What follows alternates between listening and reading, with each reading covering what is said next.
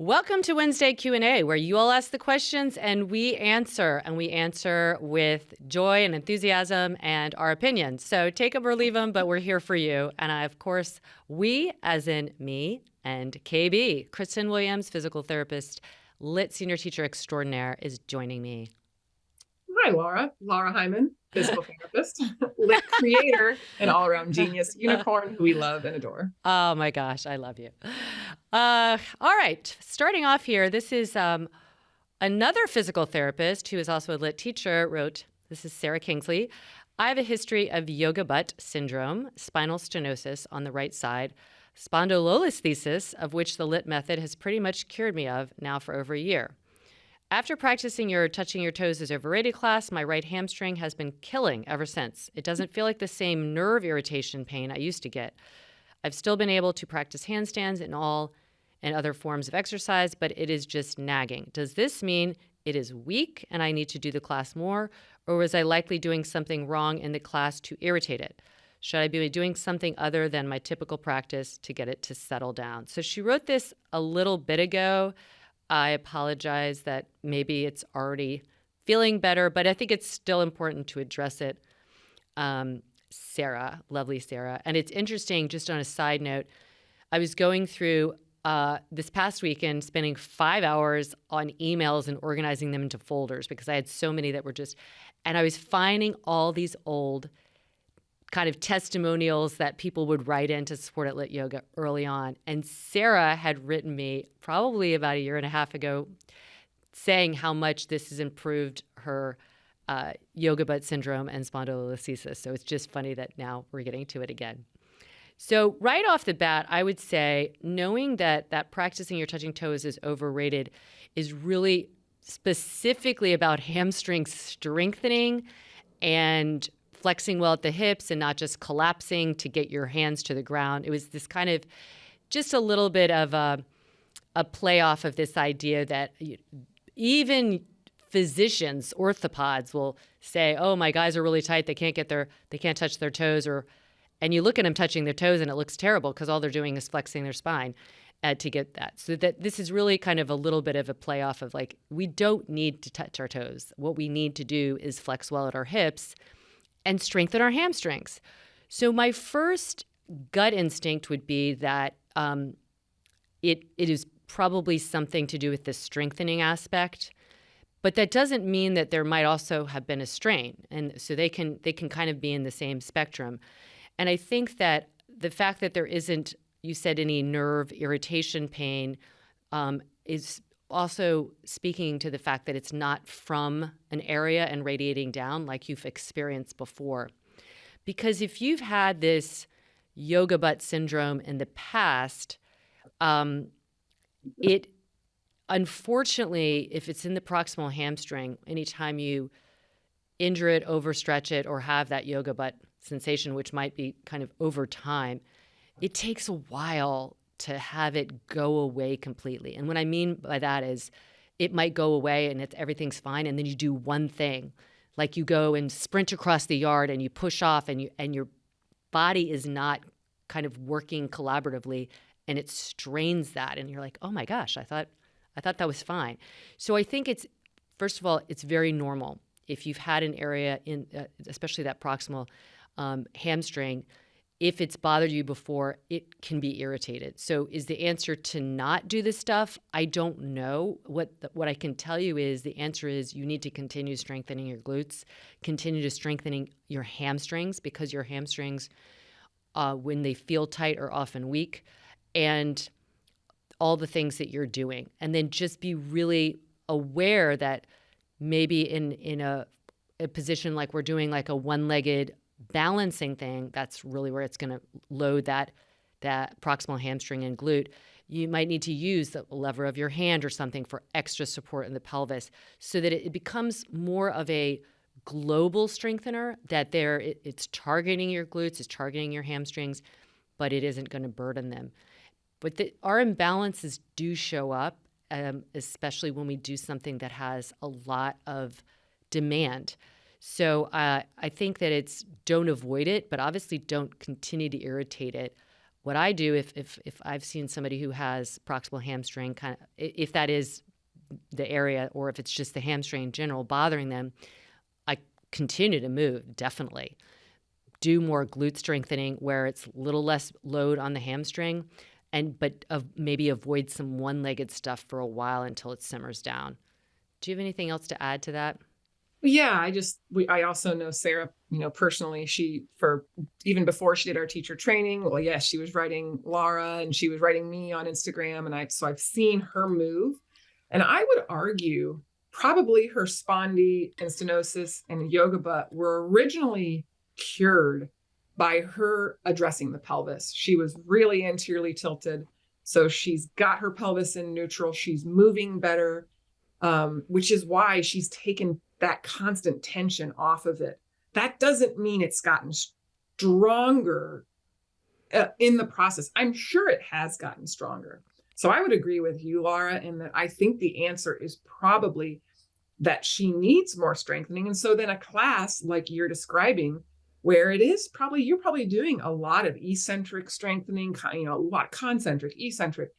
The hamstring has felt better because she hasn't been walking around in her daily life anteriorly tilted, but it doesn't mean one of two things: that it's gotten a whole lot stronger, or that what we tend to do, I find in my own body too, like you said, something will crop up later, because a lot of times when we get tired, we creep back into our old habits. Our body just sort of starts to get fatigued and we aren't as clear and intentional in our movement patterns. So that, again, I don't know, I didn't see you practice this, but that could have happened too, that if it was a class that was really focusing on hamstrings, which normally you'd be like, yes, that's what I need.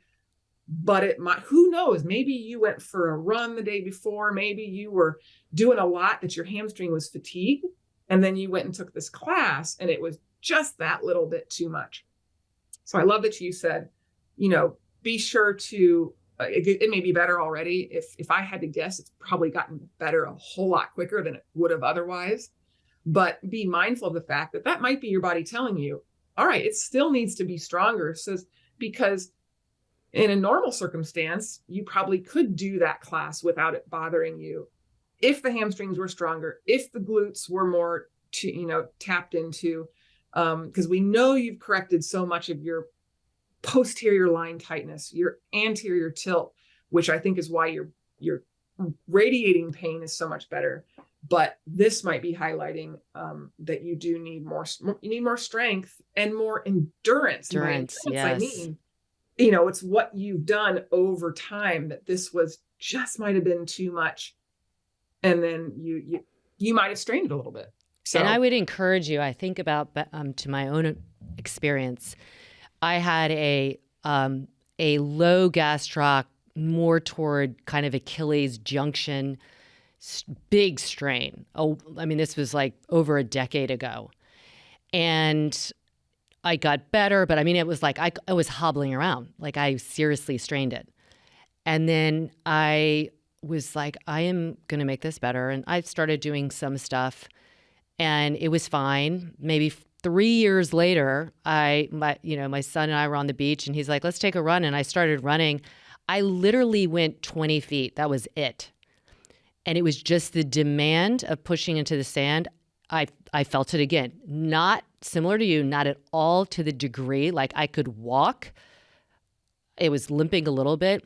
And it was that moment I said, I am going to freaking strengthen this motherfucker because it's now told me very clearly this is a weak link for me.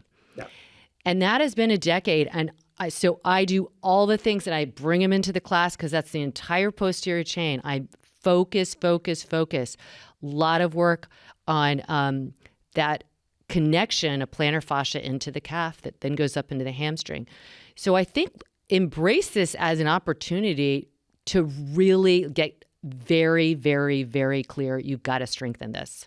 It's you're well-rounded, and everything's more optimal, but this is still a weak link, and just get down, because that's what I did. I was like devoting 15 minutes every single day to targeted strengthening of my calf and my plantar fascia.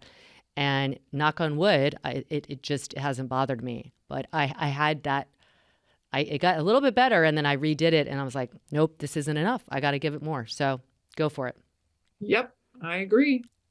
That's gonna do it. All right, I'm gonna move on to our second question here. So this is from our friend Elizabeth Fryer, another lit yoga teacher. She says, on the first day of YTT with you in 2015, when we all shared with you any physical symptoms that you as our teacher should be aware of, I mentioned slight pain in my left big toe as a result of a chiropractor pulling it out of alignment. It's 7 years later, and I have arthritis now in the toe or metatarsal. I've never had it looked at, but now it causes me pain every day. I think I'm altering the way I walk, walking more on the outside of the foot, and as a result, I'm experiencing pain in the arch. Will forcing it through movement help or hurt in the long run? For instance, knee tapped from high crescent lunge when the left foot is back, and I point my toes and come up and down off the top of my foot. Oh, she's demonstrating that as like, mobilizing it that way. Mm-hmm. Would it be better to do it with the toes curled under to exercise through the full range of motion, even though it's painful? So she's meaning like curl under into some extension. Even though it's painful. Sometimes I even keep the top of the foot down the second time through Sun Sal L because of the pain. I just read on Mayo Clinic about arthritis in general, and it said to avoid jumping. Right now, jumping doesn't seem to hurt my toe. Arthritis is lifelong pain, right? Or might it improve? Please advise. So, that is, yes, arthritic changes are lifelong. I mean, once you wear away the articular surface of a bone, it's not going to come back. Yes, you can take glucosamine chondroitin. Yes, you can make it maybe feel better. Is it going to regenerate? Not without, they are doing amazing, surgical patches and things like that. But that doesn't really matter, to be honest, because a lot of the reason it hurts is because you keep wearing away in the same place. So what can we do to get pressure off the area that's worn away? Because I guarantee you've got some cartilage in there somewhere. And we have found, that restoring range of motion, not only at the toe joint, but also looking at your ankle, looking at your hip, at your knees, looking at your core, kind of getting the lift up out, can help. And a lot of people deal. I mean, Laura, you've had issues with, big toe stuff. Our big toe is people kind of think, oh, they're just toes. I don't even think about them. Having an issue in your big toe can be, life-changing. People who have to have their big toe amputated, it's, we don't realize how much of a lever that big toe is. I mean, it really is a huge part of us being bipedal. So, I can understand that Elizabeth is now having constant pain. I don't agree with this, that don't jump, that jumping is bad. It's how you jump, it's jumping smarter, not jumping for jumping's sake. It is jumping with the strength of your glutes and landing with control, the eccentric control of your calves. And, I think the same thing can be said about range of motion. Do we want you cranking into severe pain? No, but could you do a little bit of a preset to your reset to mobilize that joint? I know, Laura, you're constantly doing soft tissue work around, because is it just the joint, or is it that your soft tissues are so tight? What can you do? Can you wear your correct toes? Can you, walk around with correct toes, or barefoot, or some of our other, more pliable toe spacers? What that's doing is that's getting the pressure off of the same area of the joint and encouraging, movement and weight bearing is what is going to encourage collagen to stay strong. The last thing you want to do, collagen by way of cartilage and tendon and fascia and muscle, we want to move, we want mobilization. So, I understand how you're saying sometimes you have to curl your toes under because it just hurts too much. Then absolutely, do that for yourself. But I think you're kind of already doing it a little bit, moving through it. And I've always found, for me personally in my body, that mobility by way of active mobility, sometimes some passive, I do joint mobilizations to myself. isometrics, strengthening in a neutral type of a position just to get the blood flowing to the area is wonderful. There's a lot of things that you can do, to help the healing along. Is your arthritis going to change? No. But does that mean you have to live with pain in that big toe for the rest of your life? No. What else do you have? You have a lot to say on this because you've got some history. Yeah. So what she's referring to is I don't have arthritis in my toe, but I've definitely kind of like had some hairline fracture type thing. And it feels like arthritis because it gets super stiff, swollen, painful, changes the way I walk. It's a pain. And what I always go to is I need to move it, even if it has pain in it. And arthritis is really not that different. It is, you need blood flow, you need circulation, because all of that actually will offset the arthritic pain. I mean, and they've showed this in knees and hips everywhere, that actually movement and blood flow and heating tissues and getting all of that, those, different structures around a joint mobile and working are going to help the joint. So the last thing you want to do is not move it, because then you're only going to get worse. And especially the big toe, because it is so important for everything, for walking, for balance. When the big toe or the feet in general get rigid, that's when we get nervous, because you're more likely to not have good balance. And so with aging, I know you're still young because you're my age, but these are things we have to think of down the road, is what is going to manifest if I don't move it. Your balance will be impacted. Your gait will be impacted. Your overall movement will be impacted. So like Kristen said, you got to find the balance between hurting it. And so when I had my toe was injured, I would go really gingerly through range of motion. And I started not weight bearing. So doing the preset to the reset, do some stuff not weight bearing. Move the toes through their full range of motion. Then get the ankles involved with the toes. And then start articulating them on the floor without loading your body weight, but just feeling like this range. You want to prep it because you got to get heat there and you want to move it. Myofascial, I just sit there and rub along everything around there, the tendon, the fascia, the med head, because all of that can get kind of, it's almost like it gets, I talk about spackling. It gets like very sticky and stuck, and that is going to not feel good either when you're moving your toe. So I'm sure you're wearing your toe spacers. Continue to do that. If something is like a sharp pain, like at the very beginning of class, it still isn't feeling good, then warm up a little bit more ahead of time and do make those adjustments like in Suncell 1. That's fine to keep the top of the foot on the ground.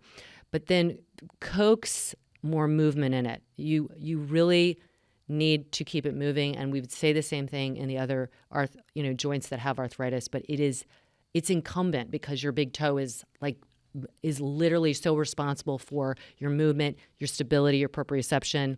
So get on different surfaces, walk on that. Roll your foot on a tennis ball or some kind of not really spiky ball, but something to give that sensory stimulation as well. That's great. I think all of that will really help her out. And we're going to piggyback right on this big toe topic because one of our lovely teachers in France, Rita, she said, "Dear Kristen, I have a great start of your week. It just came to me. Could you speak a bit more extensively about plates in the toes and removed bunions, or what we call bunionectomies, and how it affects movement on the podcast with Laura? It was so interesting for me yesterday. Thanks, lots of love." So just to give you a little background, we, in our teacher training, we have a lot of continuing education courses, and one of those is something called a sequencing lab. And every month we have a little call that people can join or not. And we just answer all sorts of questions, and we commune and talk about different instances that we might be dealing with while we're teaching or private clients. And one of the things that came up was a discussion about this person having people in their class who have fused big toe. And Rita kind of looked, she afterward put her hand up in the Zoom and she's like, "What is this? We don't do this over in Europe." And I was like, "Oh, well, in the States, we love our orthopedic surgeries." And so chop, cut. Yeah. About how, people will get such bad arthritis in the toe that their pain, it's so bad that the only thing the doctor can do is fuse that joint. And then we also talked about the difference with fusing the joint versus a bunionectomy, where they will sometimes, break the joint and then you still have plates, but it's not fused. They've just reestablished, instead of a hallux valgus where the toe kind of turns in towards the rest of the toes, they straighten it out. Both are, certainly the toe fusion is a dramatic surgery that I would argue, that should be your last option. But bunionectomies, are pretty darn successful. And again, it's a last option for a bunion. I highly recommend really good physical therapy, even whether you're doing it to yourself or going to see someone afterwards. Unfortunately, a lot of people don't get great PT after. But once again, kind of talking to your point from the last question, restoring that motion is important. So I think what Rita's wanting to know is, what is the deal with fusing, and how can we modify a practice for someone who either has this or we're teaching someone? So have you ever run into this, Laura?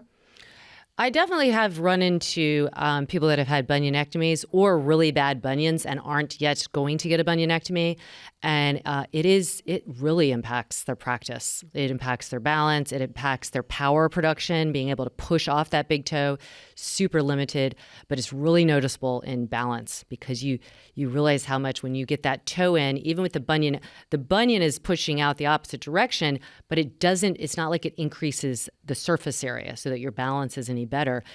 You don't get to use the wonderful little responsiveness that your big toe will give you for balance. So bunionectomies are often very successful, because people get to the point, if they've gotten to the point of a really bad bunion, it is almost like it's fused. I mean, it really is not. It's very low functioning because the joint is out of alignment. It's painful.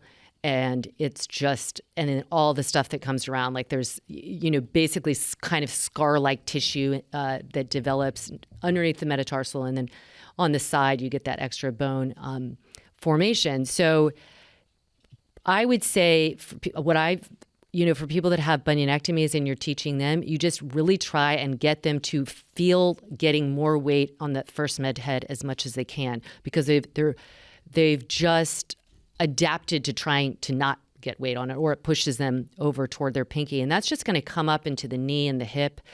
And then work on the other elements as well: ankle range of motion, hip range of motion, core strength, and just balance that. Now, if it's fused, it's a problem, because you are not going to get into so many of our poses that we love where we're getting that toe underneath us, kind of readying our posterior chain, our hamstring, our glute.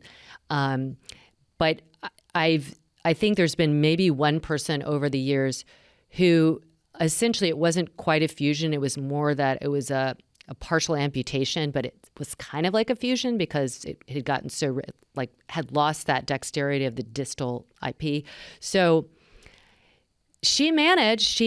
There was a lot of hands-on stuff that I gave her to give her some extra support, because again, you take away a little bit of that big toe and it manifests up the chain in such a huge way. So I think what you want to do is continue to get these people to mobilize the surrounding joints even more, to not be afraid to be barefoot and try and strengthen their intrinsic feet muscles. So intrinsic means those are the muscles that are in the foot that don't bypass and go into the past the ankle into the calf. These are right in the foot, and there's, we have more joints in the feet than anywhere else. So we have to keep it mobile. So it's dealing with what you can, and there's going to be some natural imbalances that occur, but you don't want to just kind of put your blinders on and not look at what's going down. Yeah, no. And I definitely think you kind of mentioned this, that people are, used to not putting weight through that because for so many years it was painful. And so a lot of what you can do, and this would be speaking to someone maybe who's dealing with this out there, retraining just the gait pattern. A lot of people with bunions will spin off that big toe because they have not or do not want to extend the toes because it hurts, quite frankly, or they, like you said, they're almost fused because it gets so bad. But now that we've gotten it straight again, we need to restore that motion. So just coming into a shortened stagger and rocking back and forth, with that affected leg behind you. So you're working that push off, working that roll of the foot. I love that you mentioned the balance, so standing just on one leg and letting those toes respond, and then try standing on a pillow or even a foam block, so the toes have to work those intrinsic muscles. And then, mobilizing it yourself, kind of like you do with your big toe when it's acting up. So if you've had a bunionectomy and your toe range of motion was never addressed and it's really stiff, the good news is our body is pretty amazing at adapting. It will take time. It's not going to feel good, but getting in there and mobilizing it, like you said, put in the work, do the soft tissue. And then if you're fused, I agree with you, Laura. I have had people have that where, they're going to wear shoes during their yoga practice, because what they can do with a tennis shoe is that's going to give them some support that then they can weight bear through the ball of the shoe. Mm-hmm. Not necessarily, they're not going to be, it's not going to be the same as if they had the foot down, but it's a little something. Yeah. That they can do. And then I've also, worked with people, more on their hip mobility, to your point. So Warrior One is a great option instead of a high crescent lunge, where you come into Warrior One for things. And maybe you have to shorten your stance because your hip flexion is not great because your toe is fused, but you can do a lot of, little modifications, but, you'd be surprised. Plank is affected. A lot of things that we do all the time in yoga with a fused toe, believe it or not, wearing a sneaker, and I mean like not a tennis shoe, but like something that's got some sort of structure to it, can let you continue to do the things that you love for the benefit of everywhere else in your body, while you mobilize the ankle, mobilize the hip, strengthen all around. And then if you've got that bunionectomy, just work on retraining your brain to work through those ranges that you haven't probably done in years. And toe spacers are like a must for anybody that has a bunion. Yeah. You just, because it's going to help you start off structurally repositioning it. But I think the message here is that big toe matters a lot. You could do a lot without your fingers, but without that big toe, it's going to be tough. It's really tough on overall movement, because we are bipedal. We spend so much time on our feet, and so much of that is directed through that big toe. So that's why we call it the great toe. We don't even call it the big toe. In medicine, It's called the great toe. That's how great it is. It's really great. It's really great. All right, everybody. Well, we always love answering your questions and diving deep. If you have any experience with something that you can personally, attest to, feel free to always write us and share that, and we'll share it on here. Or you can write us on Instagram, direct message us. I'm Laura.Hyman. KB is KB Williams 99. And write us a question or a comment there. You can always leave a comment, rate and review, subscribe to this podcast. We really appreciate that. Or you can write us. Write us our email at support@lityoga.com. We get a lot of questions that way. Mm-hmm. So for people who aren't Instagrammers, that's the best way to reach us. And we will get to your questions, because we both save them. I got them saved. I star them. I flag them in my email, and I screenshot them in my phone, and Laura's got a folder. So it might take us some time, but we will get to them, or we'll get to one that's very similar to yours if we see some duplicates. But keep writing us questions. We love answering them. We do. And we really just appreciate and are grateful for all of you for listening. And we're pulling for you.